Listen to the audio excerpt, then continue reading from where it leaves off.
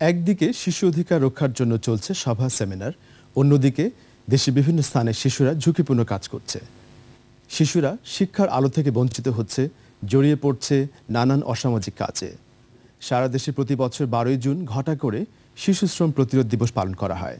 কিন্তু যাদের জন্য এই দিবস, সেই শিশুরা কি আদৌ জানে দিবসটির তাৎপর্য? দর্শক, দেশজুড়ে সংলাপ অনুষ্ঠানে সবাইকে আমন্ত্রণ জানাচ্ছি। আজ আমাদের আলোচনার বিষয়বস্তু ঝুঁকিপূর্ণ শিশু শ্রম প্রতিরোধকরণ এবং সকল শিশুর শিক্ষা নিশ্চিতকরণ। আপনাদের সঙ্গে আছি আমি জামিল আহমেদ, আর আমাদের সঙ্গে আলোচনার জন্য আজকে আছেন ব্যারিস্টার খুরশিদ আলম, বিশিষ্ট আইনজীবী এবং ডেপুটি অ্যাটর্নি জেনারেল, গণপ্রজাতন্ত্রী বাংলাদেশ সরকার। ধন্যবাদ। আমার বাইরে আছেন সেভ দ্য চিলড্রেন ইউকে এর কমিউনিকেশন ম্যানেজার আনিকা রাব্বানী। ধন্যবাদ।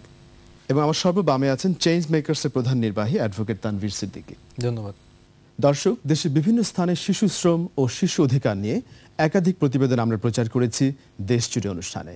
এখন দেখব নেত্রকোনায় নদী থেকে কয়লা উত্তোলন নিয়ে শাহ আলম মামুনের গবেষণায় এবং আবু সেলিমের তৈরি একটি প্রতিবেদনের অংশবিশেষ। আসুন দেখা যাক। নেত্রকোনা জেলার দুর্গাপুর উপজেলার সোমেশ্বরী নদী প্রাকৃতিক সম্পদে সমৃদ্ধ এক নদী। সোমেশ্বরী নদীর এই খনিজ কয়লা উত্তোলনের সাথে জড়িত রয়েছে দুর্গাপুর অঞ্চলের প্রায় 20,000 পরিবার। প্রায় 8-10 হাজার শিশু সোমেশ্বরী নদী থেকে কয়লা উত্তোলন করে তাদের সংসারের চাহিদা মেটাচ্ছে। তারা সকাল থেকে শুরু করে বিকেল পর্যন্ত নদী থেকে কয়লা উত্তোলন করে তা বিক্রি করে ঘাটের মহাজনদের কাছে। সারাদিন হাড় ভাঙা খাটুনির পর এইসব শিশুরা একদিকে যেমন তাদের ন্যায্য মূল্য পাচ্ছে না, অন্যদিকে তারা ঝরে পড়ছে স্কুল থেকে। আমরা আশা করছিলাম যে 200 টাকার কাজ করবো, কয়লা দাম কম, এই কারণে আমরা কামাই করতে পারি না। না এই কাজ কামে তাই গরিব মানুষ আমরা। যদি সংসারের অভাব থাকে, ঠিক আছে, তাহলে মনে করেন যদি একদিন খাইতে পারছে আর একদিন খাইতে পারছে নাই, তখন তারা এগুলা করে। বেশিরভাগ করে আমাদের ভিতরেই পাথর তুলে, কয়লা তুলে। নেত্রকোনা জেলার এইসব শিশুদের অধিকার রক্ষায় সরকারি ও বেসরকারি কোনো সংস্থা এগিয়ে আসেনি। ফলে একদিকে যেমন আশঙ্কাজনক হারে শিশুরা ঝরে পড়ছে স্কুল থেকে, তেমনি বাড়ছে শিশু শ্রম।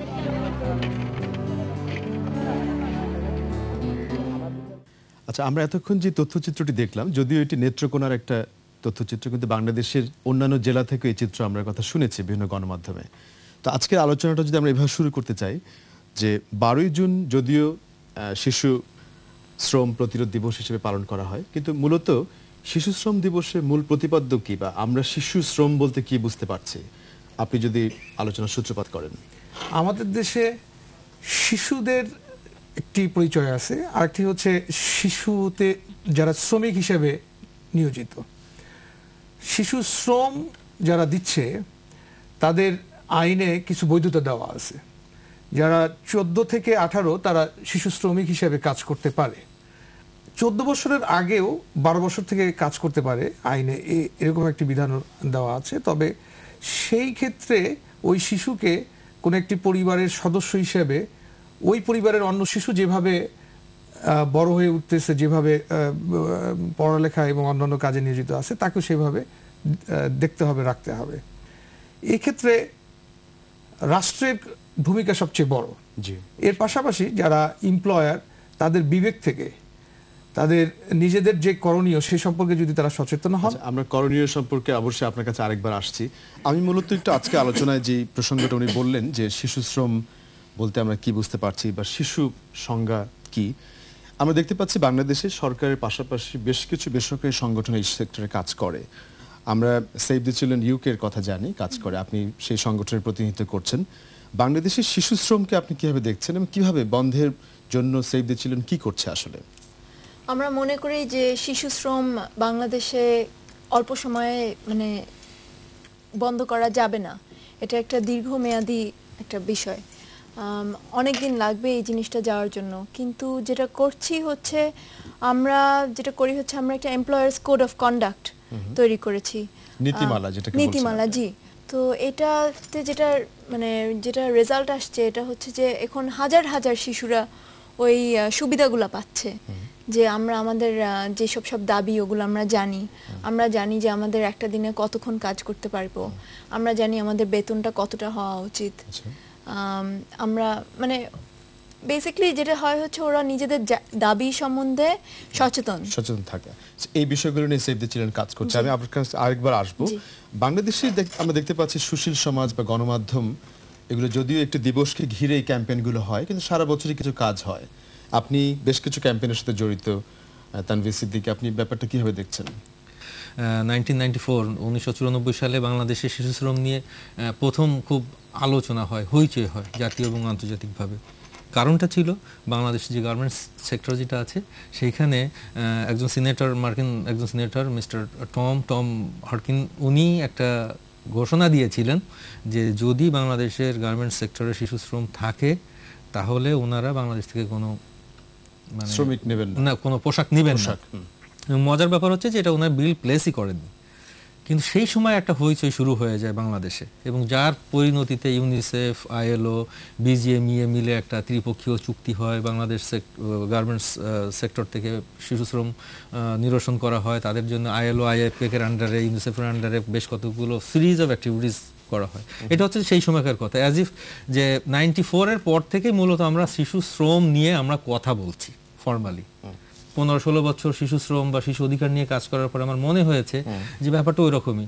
যখনই কোনো আন্তর্জাতিক সংস্থা, কোনো দাতা সংস্থা তারা হইচই করেন, তারা চাপ দেন, তখন আমরা কিছু কাজ করি, কিছু এগ্রিমেন্ট সাইন করি, অ্যাজ ইফ ইন জেনারেল। কারণ ব্যাপারটাকে আমি এই প্রসঙ্গে একটা রেফারেন্স দিতে চাই আপনাকে, সেটা হচ্ছে যে বাংলাদেশ প্রায় বিশ্বের 22টি দেশ যে জাতিসংঘ শিশু অধিকার সনদে সাপোর্ট করেছিল, তার মধ্যে বাংলাদেশ একটি। আমরা বিভিন্ন রেফারেন্স থেকে জানতে পেরেছি যে প্রায় 1991 সালের 2রা সেপ্টেম্বর থেকে এই সনদের বাস্তবায়ন শুরু হয়েছে, কিন্তু আমরা এখন পর্যন্ত এর পরিপূর্ণ বাস্তবায়ন দেখতে পাচ্ছি না। আপনি কিভাবে দেখছেন ব্যাপারটাকে? সরকার যদি ওইভাবে দেখেন যে পরিবারের শিশুটা তার নিজে থাকা খাওয়ার ব্যবস্থা করতে পারতেছে না বলেই শিশু শ্রমে আসছে, তো সেই পরিবারকে কিভাবে সাপোর্ট দেওয়া যায়? সরকার ইতিমধ্যেই পড়ালেখার ব্যবস্থাটা করে ফেলছে, অবৈতনিক ক্লাস 10 পর্যন্ত পড়াশোনার ব্যবস্থা হয়ে গেছে। সুতরাং এখানে একটা ভূমিকা সরকার অলরেডি ভালো উদ্যোগ বলা যায়। এর পাশাপাশি সকালে দুপুরে শিশুদের খাবারের ব্যবস্থা করা। আচ্ছা, এই ক্ষেত্রে একটা রেফারেন্স আমি দিতে চাই, যেমন সেভ দ্য চিলড্রেন UK এর আনিকা, আপনি বলছিলেন যে তথ্য ইনফরমেশন ডিসেমিনেশনের ক্ষেত্রে আপনারা বেশ কিছু কাজ করছেন, যেটা আমি একটি দেখতে পাচ্ছি এখানে। এর পাশাপাশি আমাদের ডেপুটি অ্যাটর্নি জেনারেল যে প্রসঙ্গটি বললেন, আমি আপনাকে একটু যোগ করতে বলবো যে বিভিন্ন জায়গায় আমরা দেখতে পাচ্ছি যে বাচ্চারা যখন স্কুলে যায় তাদেরকে কিছু ফুড সেখানে প্রোভাইড করা হয়, যাতে করে তারা শিশু শ্রমের বিনিময়ে সেটা অর্জন করতে না হয়। এই কর্মসূচিটি কতটা সফল বা কিভাবে চলছে এটা? এটি সফল, কিন্তু জিনিসটা হচ্ছে বাচ্চারা তো খাওয়ার পেলে তো মানে খুবই ভালো, কিন্তু মিড ডে মিল যেটাকে বলি আমরা, দিনের মাঝে মাঝে একটা খাওয়ার, কিন্তু যেটা হচ্ছে যে একটা পরিবারের যদি সেরকম মানে অভাব অনটন থাকে, যদি তাদের সেরকম টাকা পয়সার প্রয়োজন থাকে, তাহলে কিন্তু পরিবারটি বাচ্চাটাকে স্কুলে না পাঠিয়ে কিন্তু কাজেই পাঠাবে। হ্যাঁ, অলরেডি তো গভর্নমেন্ট আমাদের সাথে অনেক কাজ করছে। এটার সাথে যদি অন্যান্য এনজিওরা জড়িত হয়, আরো তো অনেক এনজিও আছে, সম্ভাবনা জি, আরো যদি এনজিও জড়িত হয় এবং গভর্নমেন্ট যদি এর এডুকেশনের পাশাপাশি, শিক্ষার পাশাপাশি যদি হেলথ কেয়ার, স্বাস্থ্যসেবা যদি দেয়, তাহলেও খুব ভালো হয়। ঝুঁকিপূর্ণ যেসব জায়গা যেখানে অনেক দুর্যোগ ঘটে, তো এই ধরনের জায়গাগুলোতে গভর্নমেন্ট যদি রিচ আউট করতে পারে, যে ওখানে যদি পৌঁছাতে পারে সাহায্য। জি। আচ্ছা, দুর্যোগকালীন অবস্থা আমরা দেখতে পেয়েছি বেশ কিছু উদ্যোগ ছিল সিডর আইলার সময়। তার পাশাপাশি আমি যদি আপনার কাছে আরেকবার ফেরত যাই, যে আপনি বলছিলেন যে সংবিধানে আমাদের বেশ কিছু কথা বলা আছে, আইনের কথা আমরা শুনেছি, কিন্তু সেগুলো বাস্তবায়ন এখন বেসরকারি উদ্যোগের পাশাপাশি এই সরকারি উদ্যোগগুলোকে কিভাবে প্লাগ ইন করা যায়, কিভাবে সমন্বয় সাধন করা যায়, আপনার কি মনে হয়? আমাদের অন্য 10টা সমস্যার মতো শিশু শ্রমটাও একটা সমস্যা। এটার পলিটিক্যাল একটা গ্রাউন্ড আছে, ইকোনমিক গ্রাউন্ড আছে, সোশ্যাল একটা বিষয় আছে, এবং রিসেন্ট যে গত 1-1.5 দশক ধরে যেটা হচ্ছে যে গ্লোবাল একটা কানেকশন এটার ভিতরে আছে। কেন? তো আপনার আমার বাচ্চারা কি কেউ শ্রম দেয় বা শ্রম দিয়ে জীবিকা নির্বাহ করে? যদি না করে, তাহলে সেই জিনিসগুলো তাদের ফ্যামিলিতে ঘটালেই তো হয়ে যায়। ব্যাপারটা খুব সিম্পল সলিউশন। কিন্তু আমরা যেটা করছি, বাচ্চাদেরকে স্কুলে দিচ্ছি, স্টাইপেন্ড দিচ্ছি, টেম্পোরারিলি প্রজেক্ট বেসড প্রজেক্ট, এইখানে আমার আপত্তি আছে। একটা দাতা সংস্থা কিছু টাকা দিল, কিছু এগ্রিমেন্ট হলো, কিছু গাড়ি বাড়ি হলো, কিছু কয়েকশো বা কয়েক হাজার ছেলে মেয়েকে নিয়ে, প্রকল্পের পরে আর সেগুলো থাকছে না কিছু। আমার বেশ কিছু ইন্টারন্যাশনাল এজেন্সির সঙ্গে কাজ করার এক্সপিরিয়েন্স থেকে আমি বলছি, ইউরোপিয়ান ইউনিয়নও কিন্তু খুব কড়াকড়ি আরোপ করতে যাচ্ছে, ওদের যে ওলাফ যে অর্গানাইজেশন। আমরা চাচ্ছি যে দাতা সংস্থার উদ্যোগগুলো থাকছে, তার পাশাপাশি মূল বাস্তবায়ন বা কোঅর্ডিনেশনে সরকারের একটা সরকার ব্যাপারটা হচ্ছে না, উনি বলেছেন যেটা হচ্ছে যে শিশু শ্রমটাকে তো অ্যাড্রেস করতে হবে কেন ঘটছে, সেই কারণটা যদি আমরা বন্ধ করতে পারি, আমি বলছি না যে রাতারাতি হয়ে যাবে, কিন্তু এর সঙ্গে আমি শিশু শ্রমের পক্ষে 1 লক্ষ আর্গুমেন্ট আছে আমি জানি। আচ্ছা, আমরা সেদিকে যাচ্ছি। আমরা মূলত কারণটা নিয়ে এখন কথা বলেছি, আমরা একটি বিরতিতে যেতে চাচ্ছি, তারপরে আবার এটা নিয়ে আলাপ হবে। দর্শক, ছোট্ট একটি বিরতি নিচ্ছি, বিরতির পরে ফিরবো আরো বিস্তারিত আলোচনায়। আশা করি আমাদের সঙ্গেই থাকবেন।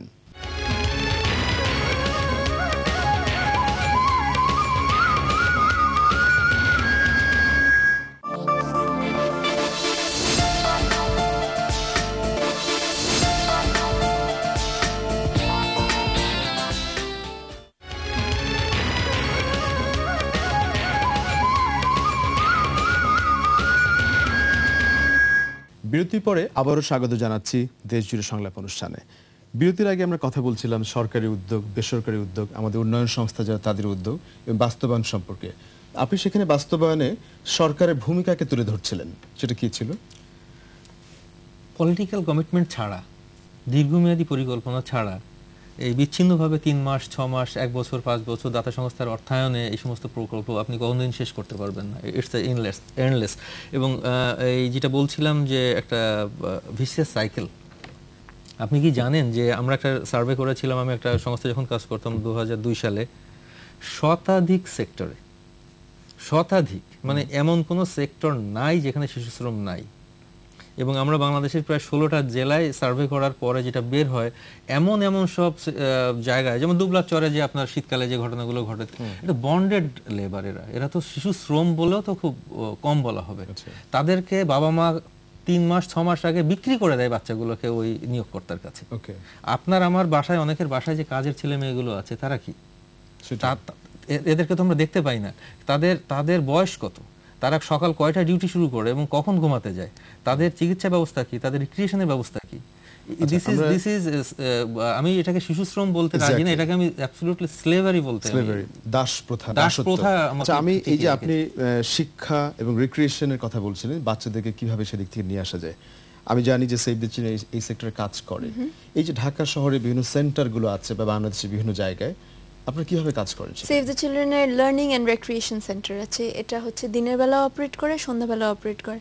দিনের বেলায় যেটা খোলা থাকে ওটা হচ্ছে যেই সব শিশুরা দিনের বেলায় এসে কাজের ফাঁকে 2 ঘন্টা কাটায় এবং সন্ধ্যাবেলায় 2 ঘন্টা এসে কাটায়। মূল উদ্দেশ্য কি এটা? মূল উদ্দেশ্য হচ্ছে ওদেরকে একটু শিক্ষা দেওয়া। তো যে যতটুকু শিক্ষা নিতে চায় ততটুকু, যে যতদিন আসতে পারে কন্টিনিউ করতে পারে ওটা, তাদেরকে কিছু খাবার দেওয়া হয় এবং তাদেরকে তারা যখন শ্রম করে তখন তো তারা কোনো মজা করতে পারে না, রিক্রিয়েশন, বিনোদন। হ্যাঁ, তো এখানে ওরা গান শিখে, ওরা নাচে, ওরা শিশুদের মতো থাকতে পারে। ওকে, তো ওই সময়টা কাটায়। শিশুদের সাইকোসোশ্যাল বিল্ডিং এর একটা জায়গা সেখানে থাকছে। আমি আরেকবার একটু আইনজীবীর মতামত নিতে চাই যে আমরা বাংলাদেশের আমাদের সংবিধানে শিশুদের কথা, সুরক্ষার কথা শুনেছি। প্রচলিত আইন কি, আমাদের শাস্তির বিধান বা যেগুলো আছে, এগুলো কি পর্যাপ্ত? আপনি কি মনে করেন? আইনের কথা যেটা বললি আমি, 2006 সনে যেটা লেবার কোড হলো, সেই লেবার কোডের মধ্যে শিশুদের সম্পর্কে অনেক কিছুই বলা আছে। এটার যদি ভায়োলেশন হয়, কোনো মালিক যদি এটাকে মেনে না চলে, এখানে মনে হয় 284, 285 সেকশনে বলা আছে লেবার কোডে 10,000 টাকা জরিমানা, যা আমার কাছে খুবই অপ্রতুল বলে মনে হয়। যদি একজন মালিক একটা ঝুঁকিপূর্ণ কাজে একজন 14 বছরের শিশুকে নিয়োগ করে, যেটা বেআইনি, যেটা 18 বছর পর তাকে নিয়োগ করতে পারে ওই কাজে, সেক্ষেত্রে তার জরিমানা মাত্র 10,000 টাকা, যদি সে ধরা পড়ে। তো প্রথমত এখানে ইন্টারেস্টিং হচ্ছে যে আমাদের এই একটা অফিস আছে, একটা ডিরেক্টরেট আছে, সেটার নাম হচ্ছে এই ইন্সপেকশন ডিপার্টমেন্ট, এটা দেখার জন্য। সেই ইন্সপেকশন ডিপার্টমেন্ট, তাদের নামে অনেক বদনাম আছে, তারা সময় মতো এবং যথাযথভাবে এই ফ্যাক্টরিগুলিকে ইন্সপেক্ট করে না, যে মালিকরা এই আইনগুলি সঠিকভাবে অ্যাপ্লাই করতেছে কিনা, আর যদি তারা জানেও তাদের মধ্যে মালিকদের সাথে তাদের একটা আন্ডারস্ট্যান্ডিং হয়ে যায়। তো এক্ষেত্রে যারা ইন্সপেকশনের দায়িত্বে আছে তাদের জন্য একটা শাস্তির বিধান থাকা উচিত, একটা পেনাল প্রভিশন থাকা উচিত, যে তারা যদি তাদের দায়িত্ব পালনে ব্যর্থ হয় তাহলে তাদের বিরুদ্ধে কি ধরনের ডিসিপ্লিনারি অ্যাকশন নেওয়া যাবে ইত্যাদি। আর উনি যে কথাটা বলতেছিলেন একটু আমি অন্যভাবেই বলবো যে এখানে মুখ্য ভূমিকা সরকারের, সেভ দ্য চিলড্রেন কিংবা অন্য যে সমস্ত সংস্থা এগিয়ে আসবে তারা এটাকে সাপ্লিমেন্টারি হিসেবে তাদের এই পদক্ষেপগুলি কাজ করবে।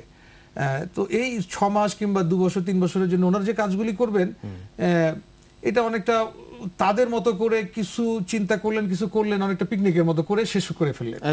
কিন্তু তানভীর ভাই যেটা বলতেছিলেন যে এটা দীর্ঘমেয়াদী হতে হবে, এটা সরকারের কাছ থেকে আসতে হবে। এখানে স্বাস্থ্য মন্ত্রণালয়ের যে ভূমিকা এটা খুব গুরুত্ব সহকারে তাদের পালন করতে হবে, যে কোনোভাবেই যেন একটা কিংবা দুইটা। আপনি যেটা বলছেন যে অন্যান্য মন্ত্রণালয়গুলোর সমন্বয়ের সাথে কাজ করতে হবে, আমি একটু এই প্রসঙ্গে একটু ভিন্ন দিকে দৃষ্টি ফেরাতে চাই। কাজের পাশাপাশি আমরা দেখতে পাচ্ছি যে যারা এই বিষয়ে গবেষণা করেন, গণমাধ্যম যারা কাজ করে, উন্নয়ন সংস্থা যারা কাজ করে, সবারই তথ্য প্রয়োজন হচ্ছে, স্ট্যাটিস্টিক্স। আমরা দেখতে পাচ্ছি 2003 সালের পরে এই বিষয়ে তেমন কোনো বাস্তবসম্মত তথ্য গবেষণা আমরা দেখতে পাচ্ছি না। পরিসংখ্যান ব্যুরো যেটি আছে কাজ করে। আপনি একজন গবেষক হিসেবে বা এই কাজের ক্ষেত্রে কি মনে করেন, এই বাংলাদেশের শিশু শ্রমে কতজন জড়িত, কোন কোন সেক্টরে জড়িত, এই তথ্যগুলি নিয়ে কি আমাদের আরো কাজ করা আছে? প্রথমত আমি বলি যে এই যে ব্যুরো অফ স্ট্যাটিস্টিক্সের যে চাইল্ড লেবার সার্ভে যেটা ওনারা করেন বা লেবার সার্ভে যেটা করেন, এখানে বেশ কতগুলো অসঙ্গতি আছে। ওনারা ফর্মাল সেক্টরগুলোকে ইনক্লুড করেন, ইনফর্মাল সেক্টরগুলোকে করেন না অনেক সময়। গ্রামগঞ্জে যে কৃষিতে যে সমস্ত শিশুরা জড়িত, যারা স্কুলে যায় না, বাবাকে সহায়তা করে, সেইগুলো ইনক্লুডেড না। সো আমি ওই ডেটা নিয়ে আমি খুব ওরিড না। আমি বিবিএস কি বললো বা কতজন ঝুঁকিপূর্ণ, আমার কাছে খুব অবাক লাগে যে আন্তর্জাতিক সংস্থাগুলো এখন আবার আমাদেরকে প্রেসক্রাইব করে যে worst forms of child labour, এরকম আছে না, ILO convention 182 or some other things। আমি উইথ ডিউ রেসপেক্ট আমি বলছি, একটা 5 বছর বা 7 বছর বয়সের একটা বাচ্চার জন্য কাজ, সেটা ফুল বিক্রি করা হতে পারে, সেটা ট্যানারি ফ্যাক্টরিতে কাজ হতে পারে, যে কোনো কাজই আমার কাছে অ্যাজ এ সিটিজেন ঝুঁকিপূর্ণ, যদি আমার বাচ্চার জন্য আমি সেটা ঝুঁকিপূর্ণ মনে করি। আপনি লিখে রাখতে পারেন যে আরো 200 বছর দেশে শিশু শ্রম থাকবে, যদি যেভাবে আমরা এটাকে হ্যান্ডেল করার চেষ্টা করি, যেভাবে আমরা করছি, project based, UNICEF, save the children, ILO কিছু টাকা দিল, আমরা কিছু হইচই করলাম, কিছু মন্ত্রণালয়, এইটা শিক্ষা, স্বাস্থ্য, রাষ্ট্রীয় ওভারঅল ডেভেলপমেন্টের সাথে অটোমেটিক্যালি হবে। যারা আজকে আমাদেরকে প্রেসক্রাইব করছেন শিশু শ্রম থাকলে নেব না, আমি বলছি যে খুব আর কি খুব তাড়াতাড়ি হয়তো এমনও আসবে যে ট্যানারি সেক্টর থেকে বাংলাদেশ থেকে ইয়ে যাবে না, গার্মেন্টসের মতো এরকম একটা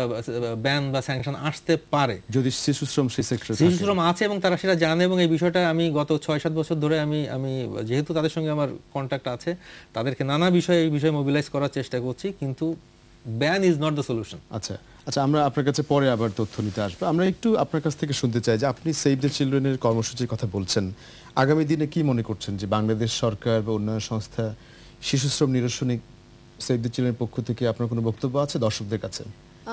পর্দার সামনে মানে অডিয়েন্সে আমরা যারা আছি, দর্শক যারা আছি, যারা দেখছেন, তাদেরকে আমি সকলকে রিকোয়েস্ট করব, আপনাদের বাড়িতে যারা কাজ করে, ছোট ছোট বাচ্চা, প্রত্যেকে বাড়িতে যারা আছে, তাদেরকে চেষ্টা করেন একবেলা হলেও একটা কিছু পড়াতে, একবেলা হলে একটু ভালো করে আদর করতে, একটু দেখে রাখতে, একটা কবিতা শিখান তাকে। এবং আমাদের সকলকে একসাথে কাজ করতে হবে বাঙালি হিসাবে, বাংলাদেশি হিসাবে, যে আমাদের দেশটার যদি আমরা ভবিষ্যৎ ভালো দেখতে চাই, তাহলে আমাদেরকে প্রত্যেকটা বাচ্চাকে একইভাবে ট্রিট করতে হবে এবং একইভাবে ওই আদর করে বড় করতে হবে, ভালো শিক্ষা দিয়ে। অবশ্যই আমরা সেটা চাই আজকে অনুষ্ঠানের মধ্য দিয়ে। আপনি সরকারের একজন কর্তা ব্যক্তির সাথে জড়িত আছেন, আপনার কি মনে হয় সবশেষে আপনি যদি দর্শকদেরকে বলেন যে কিভাবে যে আজকের আলোচিত বিষয়গুলো বা পলিসি রিফর্ম এজেন্ডা যেগুলো বেরিয়ে আসলো, সেগুলো কিভাবে সরকারের কাছে পৌঁছে দেওয়া যায়? যারা ফর্মাল সেক্টরে কাজ করতেছে শিশু হয়ে, বরং তাদের একটা আওয়ার্স বেঁধে দেওয়া আছে যে এই কয় ঘন্টা কাজ করবে, কিংবা একটা ফিক্সড কিছু পায়।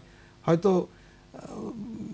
অনেক পরিবারেই এই ইনফরমাল সেক্টরের কাজের ছেলে মেয়েগুলি এটা তারা হচ্ছে না। এরকম কিছুই পায় না। আমরা চাচ্ছি যে আজকে অনুষ্ঠানের মধ্য দিয়ে যারা আমরা বাসার বাড়ির কথাটা তুলে ধরেছি তাদেরকে অন্তত শিক্ষা ব্যবস্থাটা নিশ্চিত করা এবং বিনোদনের ব্যাপার দিকে নজর দেওয়া এবং শ্রমিক হিসেবে তাদের স্বীকৃতি দেওয়া স্বীকৃতি হোক। দেয়া। হ্যাঁ। আমরা চাচ্ছি আজকে অনুষ্ঠানে আলোচিত বিষয়গুলো সরকার, গণমাধ্যম বা অন্যান্য বেসরকারি সংস্থা যারা সবাই নজর দেবেন, বাংলাদেশ শিশু শ্রম বন্ধে একটা ভালো জায়গায় যাক আমরা সেটা চাচ্ছি আজকে অনুষ্ঠানের মধ্য দিয়ে। আমি সবাইকে ধন্যবাদ জানাতে চাই আজকে অনুষ্ঠানে সময় দেওয়ার জন্য। ধন্যবাদ জওয়ান। দর্শক, আমরা অনুষ্ঠানের শেষ পর্যায়ে চলে এসেছি। দেশজুড়ে সংলাপ সম্পর্কে আপনার তথ্য পরামর্শ জানিয়ে চিঠি, ইমেইল এবং SMS পাঠাতে পারেন।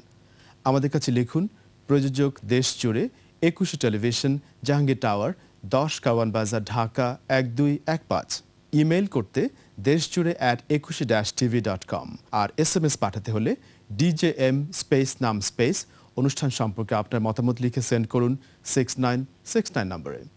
দর্শক, আপনাদেরকে ধন্যবাদ জানাচ্ছি আমাদের সঙ্গে থাকার জন্য। আগামী দেশজুড়ে সংলাপ দেখার আমন্ত্রণ জানিয়ে শেষ করছি আজকের অনুষ্ঠান। ভালো থাকুন, সুস্থ থাকুন সবাই। শুভেচ্ছা সবাইকে।